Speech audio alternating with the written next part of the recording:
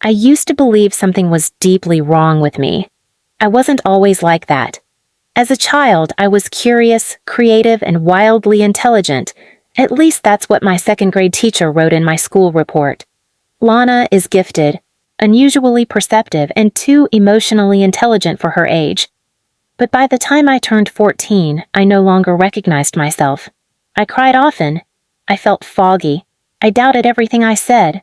I forgot things that had just happened. Please subscribe to our channel and tell us in comments from where are you watching this video. And my parents? They said it was my mind failing me. "You've always been unstable, sweetheart," my mom whispered, holding my hand, her tone fake gentle. "We knew this would come sooner or later. You should be grateful we're getting you help." I believed her. Until I turned 25 and the fog began to lift. It started with a letter, one of those old-fashioned ones from a law firm in another city. I opened it expecting some boring administrative thing. Instead, it said, "Your grandfather's trust fund has remained untouched for over 10 years. As per his will, you are to gain full access this year. Please confirm your mailing address and banking institution." Wait, what trust fund? I didn't even know my grandfather had money. I stormed into the kitchen that night, holding the letter in my shaking hand. My parents were seated at the counter, calmly eating dessert. My mother sipped tea like nothing was wrong. "Why didn't you tell me about this?" I asked. "Grandpa left me a trust fund? Since when?" My dad didn't even blink. "You're not in the right state of mind to handle that kind of money." "I'm 25! "And still struggling with delusions, sweetheart," my mother added. "That therapist you've been seeing, even she thinks you're unstable." And then it clicked. For 10 years, they'd been calling me unstable. They took me to psychiatrists I never chose. They pushed meds I never wanted. They told me what to wear, what to say, and what to forget. But when I reached out to my therapist, Dr. Celia Harding, I asked her plainly, "Did you ever diagnose me with anything?" There was a pause. Then her voice, slow and careful. "Lana, I was hired by your parents, but I never officially diagnosed you. In fact, I filed notes that said the opposite, mild anxiety, likely situational, not clinical." "Then why did you keep seeing me?" I asked. "Because they paid me to, and they told me if I said anything else I'd be dismissed. I'm sorry." I hung up. Something in me cracked open, and for the first time in years, I didn't feel foggy. I felt furious. They hadn't just lied. They'd built a prison around me, not with walls, but with doubt. They gaslit me into believing I was broken, just so they could siphon off a trust fund I didn't know existed. That night, I opened an old shoebox where I kept childhood journals, and what I read chilled me. Mom said not to tell anyone I was locked in my room today. Dad says if I don't take the pills, I'll end up in the hospital like Aunt Claire. I'm not sure anymore if the things I remember are real. They'd been rewriting my brain since I was 13, but they made one mistake. They didn't know I had started to remember. And now I wasn't just their daughter. I was a woman with resources and a plan. I didn't confront them right away. No, that would have been a rookie mistake. The old me, the one they gaslit into silence, might have screamed, cried, begged for truth. But this new version of me, she stayed quiet. She observed.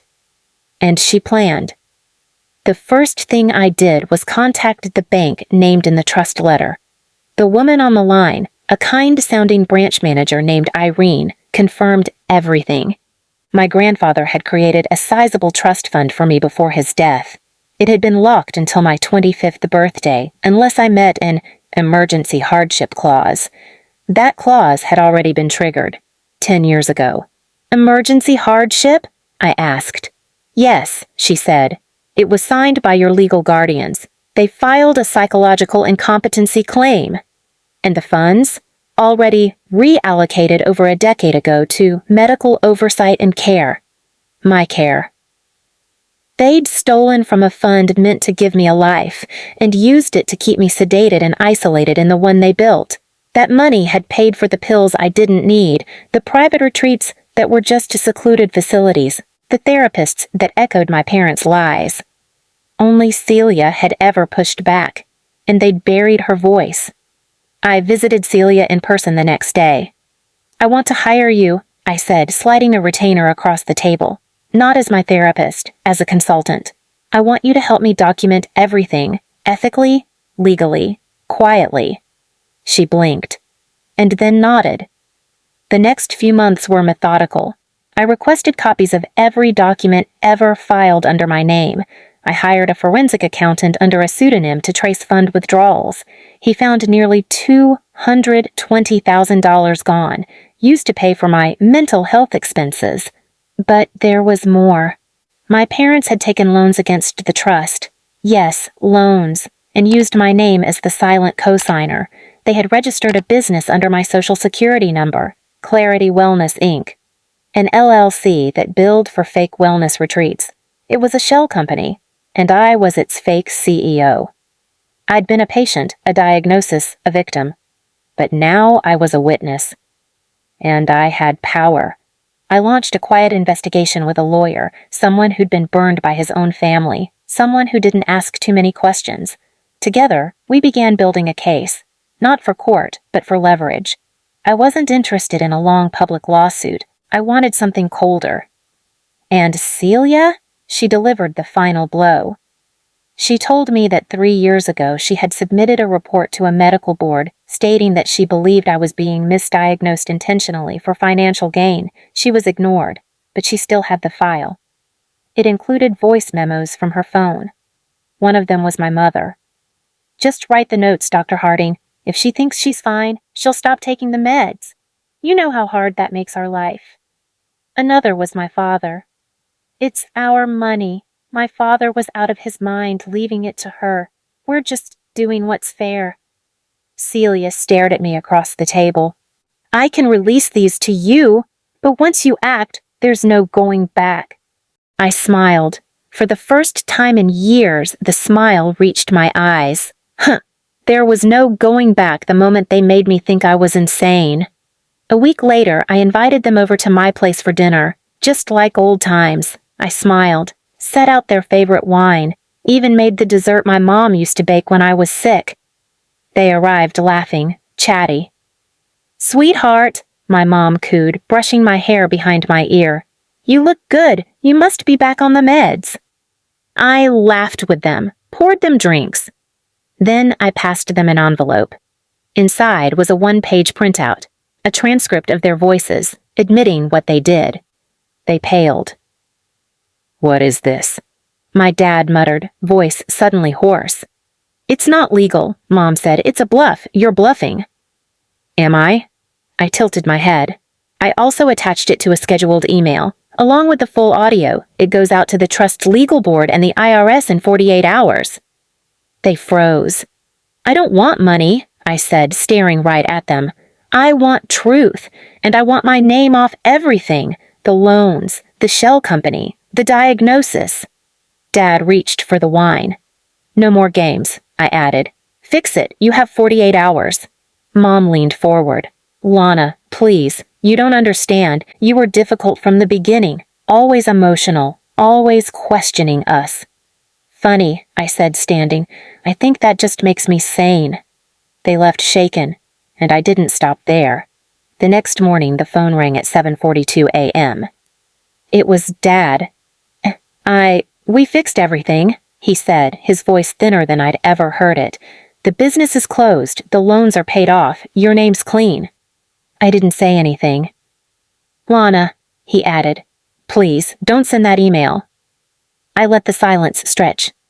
"I deleted the scheduler," I finally said. "It's done." He exhaled. But I hadn't said what he thought I did. I hadn't deleted the email. I deleted their version of the email. Instead, I rewrote it. "To every contact at the bank, the trust board, the medical licensing bureau, and their church committee, I sent the full truth, the documents, the audio, even a formal report from Celia's file, now notarized. But I didn't accuse. I simply told my story. Line by line, no anger, no lawsuits, just facts. It was never about vengeance. It was about freedom. In the days that followed, there was chaos. The trust was officially reopened under my sole control. The board contacted me personally. They offered their apology and promised an audit. The money my parents drained, I wouldn't get it all back, but what remained was mine. Celia was reinstated as a respected consultant, this time hired by me. She left her job and joined a mental health advocacy program I quietly funded. We called it the Mirror Project, a support network for women misdiagnosed for someone else's benefit. But the most unexpected twist came weeks later. I was sitting on the porch of my apartment, sipping coffee, when a young woman approached. She was maybe 19, nervous, clutching a notebook. "Are you Lana?" she asked. "Lana Miles?" I nodded. She hesitated. "I found your story online. I think the same thing is happening to me.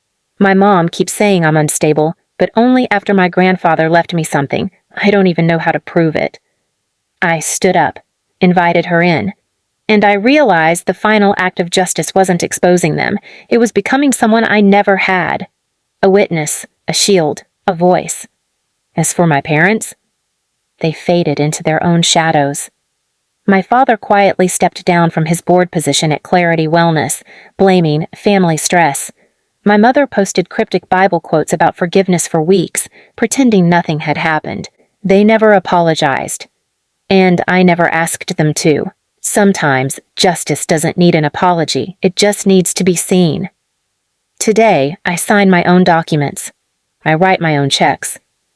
And when I look in the mirror, I no longer see someone broken. I see someone free.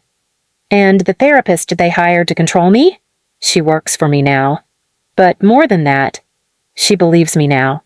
And so do I. Please subscribe to our channel and tell us in comments from where are you watching this video.